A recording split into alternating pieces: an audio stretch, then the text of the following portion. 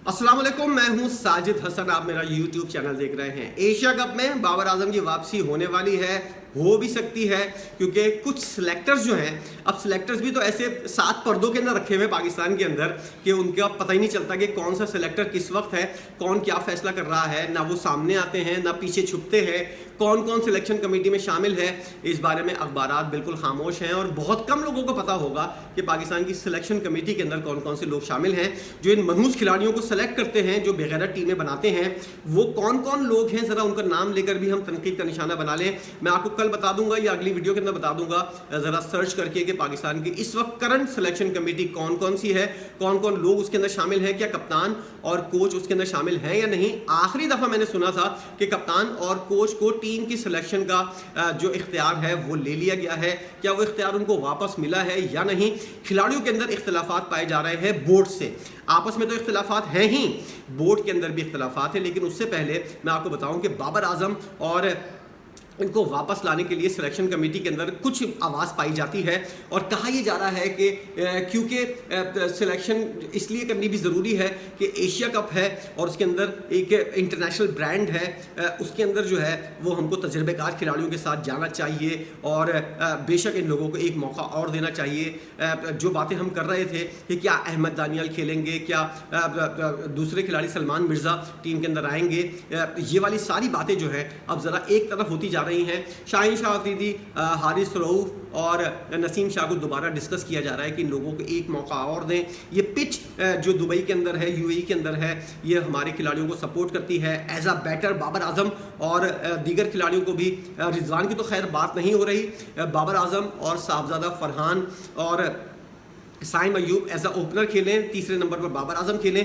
Fakhar Zaman fit हैं नहीं हैं। एशिया कप से पहले अगर कोई अकल का अंधा होगा वो एशिया कप से पहले अनफिट होने वाले खिलाड़ी फ़खर जमान को टीम के अंदर लेकर आएगा। अगर कोई बाशऊर आदमी होगा, ज़रा सा सोचने समझने की सलाहियत रखने वाला होगा, तो कभी भी फ़खर जमान को एशिया कप में खिलाने का रिस्क नहीं लेगा। लेकिन ये पाकिस्तान है, यहाँ पर कुछ भी मुमकिन है।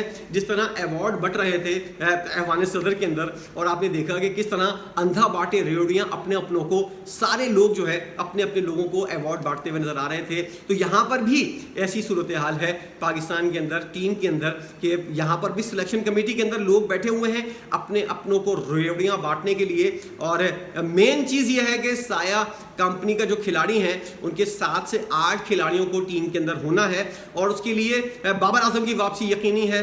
साया कंपनी से उस सेलेक्टर्स ने कितने पैसे खाए हैं, ये बहुत बड़ा आप लोगों को समझना चाहिए। फ्रेंचाइज वाले अलग पैसे दे रहे होते हैं, 6 फ्रेंचाइज है पाकिस्तान की, वो हर फ्रेंचाइज अलग अलग पैसे दे रही होती है सेलेक्टर्स को। साया कंपनी अलग पैसे दे रही होती है सेलेक्टर्स को, पीसीबी से वो तनख्वाह अलग ले रहे होते हैं। और ज़रा सा आप अंदाज़ा लगाइए, सबको खुश रखने के लिए ये एक मनहूस खिचड़ी जो पाकिस्तान के अंदर बनती है और एक जो टीम निकलकर सामने आती है वो फ्रेंचाइज के पैसों की टीम बनी हुई होती है। जो 15 रुकनी खिलाड़ी आते हैं वो साया कंपनी से पैसे लेकर और पाकिस्तान क्रिकेट बोर्ड से पैसे लेकर और दीगर इधर उधर से एक आध कोई खिलाड़ी खुद पैसे खिला दे तो उसको भी टीम के अंदर शामिल कर दिया जाता है। मेरिट पाकिस्तान के अंदर दूर दूर तक नजर नहीं आ रहा, इसलिए आप ये तो भूल जाएं कि मेरिट के ऊपर पूरा उतरने वाले खिलाड़ी पाकिस्तानी टीम के अंदर शामिल होंगे। अभी आप ज़रा अंदाज़ा लगाइए कि जो बांग्लादेश के खिलाफ पाकिस्तान ए टीम शाहीन ने जो फतह हासिल की है उसके कौन कौन से खिलाड़ी पाकिस्तानी टीम के अंदर आना डिज़र्व करते हैं, और अगर यही पूरी ए टीम को एशिया कप खिला दिया जाए तो क्या पाकिस्तानी टीम का नतीजा कुछ और होगा या नहीं होगा, ये एक बहुत बड़ा सवाल है। मेरी नज़र में पाकिस्तान क्रिकेट बोर्ड अगर ये स्मार्ट डिसीजन ले ले कि ये जो शाहीन के का दौरा करने के लिए गई हुई है टीम, इनको इस पूरी 15 रुकनी स्क्वाड को एशिया कप के लिए डाल दिया जाए और बता दिया जाए कि ये पाकिस्तान की तरफ से डेब्यू करने वाली पूरी टीम के खिलाड़ी जो हैं उनमें से कुछ खिलाड़ी ऐसे होंगे। मैं सऊद शकील को जो है वो T20 टीम के अंदर शामिल करने की मुखालफत करूंगा। मैं तो सलमान अली आगो को भी T20 टीम के अंदर शामिल करने की मुखालफत करूंगा और बाबर आजम की तो है ही है मुखालफत, क्योंकि ये सारे खिलाड़ी जो हैं ये टाइमिंग वाले खिलाड़ी हैं। इनको स्ट्रेट के ऊपर छक्का मारने की ना ही आदत है, ना ही इनके अंदर कैपेबिलिटी है, ना ही इनके अंदर इस तरह की स्किल है। ये इस तरह के खिलाड़ी नहीं है, ये पावर हिटर नहीं है, ये टाइमिंग वाले खिलाड़ी हैं। इनको 50 ओवर्स के मैचेस या फिर टेस्ट मैचेस खिलाने तक महदूद रखा जाए और और अगर पाकिस्तान क्रिकेट बोर्ड का मसला है कि T20 ज़्यादा कराने हैं, तो आप ज़रूरी नहीं है जैसे इंग्लैंड वाली टीम और दीगर टीमें करती हैं कि एक तरफ T20 टीम का मैच चल रहा है, नए खिलाड़ी खेल रहे हैं, दूसरी तरफ वनडे सीरीज़ भी चल रही है, दो चीज़ें चल रही होती हैं, साथ में टेस्ट मैच भी चल रहे होते हैं।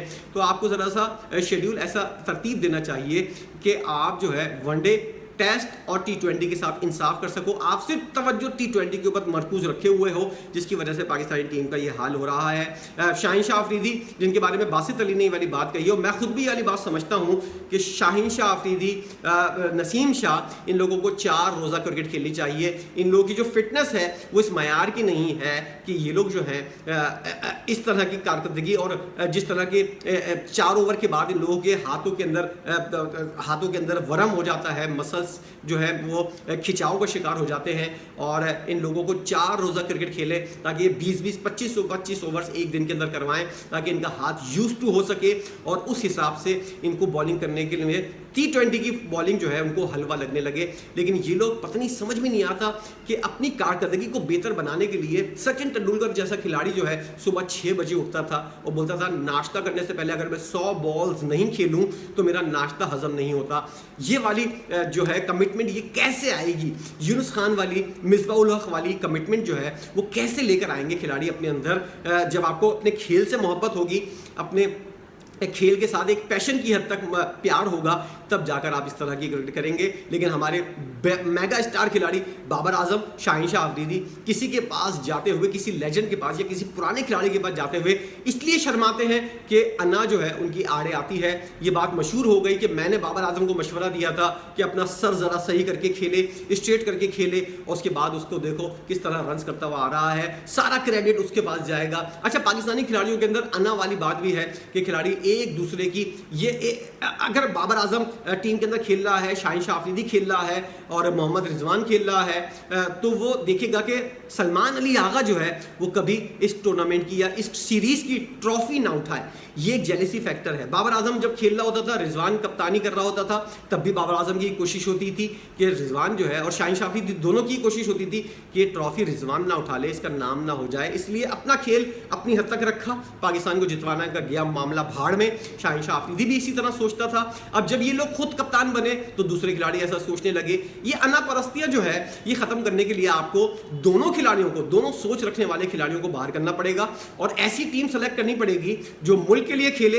इसीलिए हम कहते हैं कि एशिया कप के अंदर बाबर आजम को ना खिलाने का रिस्क लें, लेकिन क्या करें उस पैसे का जो सेलेक्टर्स साहब लेके बैठे हुए हैं, और पता नहीं कौन कौन सी फ्रेंचाइज से, पेशावर जर्मी से उन्होंने पैसे खाए हुए हैं, बाबर आजम से पैसे खाए हुए हैं, PCB से पैसे खाए हुए हैं कि उनको सेलेक्ट करना है। बाबर आजम को टीम का कबाड़ा निकालना है जो मुसलसल 11 से 15 बार आजमाया हुआ खिलाड़ी हो, बड़े इवेंट का, मैं आपको बता रहा हूँ, बड़े इवेंट का 11 से 15 बार आजमाया हुआ खिलाड़ी हो, अगर आप उसको 16वीं दफ़ा आजमाएंगे तो वही नतीजा निकलेगा जो पिछले 11 से 15 दफ़ा निकला है। आप लोगों को ये अकल पता नहीं कब आएगी। पाकिस्तान का नाम ज़मीन के अंदर गड़ चुका है, उसके अंदर जा चुका है। पाकिस्तान का नाम कोई लेने को तैयार नहीं है क्रिकेट के हवाले से, और पाकिस्तान की क्रिकेट जो है तबाह बर्बाद हो चुकी है। लेकिन यहाँ पर पैसे की हवस जो है वो ख़त्म होने का नाम नहीं ले रही। हमारे सेलेक्टर्स अभी भी ये सोचते हुए नजर आ रहे हैं कि बाबर आजम कर लेगा, जिस तरह कुछ बेगैरतों की सोच टीम के अंदर जो मौजूद है वो ये सोचते हैं कि बाबर आजम कर लेगा। जब वो नहीं कर पाता तो पूरी टीम 92 रन के ऊपर आउट हो जाती है और एक लानत वाली हार जो है हमारा मुकद्दर बनती हुई नजर आ रही है। आप बांग्लादेश से हारे, उसके बाद वेस्ट इंडीज़ गए, उससे हारे। बांग्लादेश की टीम जब 10वें नंबर पर थी आप उससे हारे, वेस्ट इंडीज की टीम जब 10वें नंबर पर थी आप उससे हारे। इन दोनों ने अपनी अपनी रैंकिंग बेहतर कर ली, आपकी रैंकिंग बर्बाद हो गई। आपको अभी भी अकल नहीं आई। जब टीम के अंदर 1 साल के अंदर, 1.5 साल के अंदर 4 कप्तान तब्दील होंगे, 5 कोच तब्दील होंगे, 4 से 5 दफ़ा 7 दफ़ा सिलेक्शन कमेटी तब्दील होगी और चेयरमैन PCB को कोई फिक्र नहीं होगी क्योंकि उनके पास टाइम ही नहीं है टीम की बारे में सोचने का, बात करने का। वो एक नफसियाती मरीज़ आकिब जावेद जैसे बंदे को क्रिकेट संभालने का बोलकर चले गए हैं और वो सब लोगों से अपने बदले लेता हुआ नजर आ रहा है जिन्होंने उसके करियर के साथ कुछ भी नहीं किया। वसीम वकार से अगर इतना तप्पड़ है तुम्हारे अंदर, इतना तप्पड़ है तो तुम ले लो वसीम वक़ार से अपना बदला इन नए खिलाड़ियों से और पाकिस्तान क्रिकेट से क्यों बदला ले रहे हो, इस बात का जवाब आकिब जावेद के पास भी नहीं है। यही क्रिकेट की बर्बादी का जरिया है। अब हम कुछ दिन के बाद सोचेंगे कि और सुनेंगे कि पाकिस्तान की एशिया कप के लिए टीम का ऐलान हो गया है। बाबर आजम ने शानदार कमबैक किया है। अब देखते हैं क्या गुल खिलाता है वो या गू खिलाएगा। ये आपके और मेरे सोचने वाली चीज़ है। देखते हैं, एशिया कप भी ज़्यादा दूर नहीं है। आप बाबर आजम की टीम में शमूलियत के बारे में फैसला क्या करते हैं? आप इस टीम की सिलेक्शन, इस बंदे की टीम के अंदर सिलेक्शन के हक में हैं या खिलाफ हैं? दोनों सूरतों में मैसेज कीजिएगा, कमेंट कीजिएगा और बताइएगा वजूहात क्या है, अगर आप हक में हैं या फिर आप खिलाफ हैं। बहुत शुक्रिया वीडियो देखने का।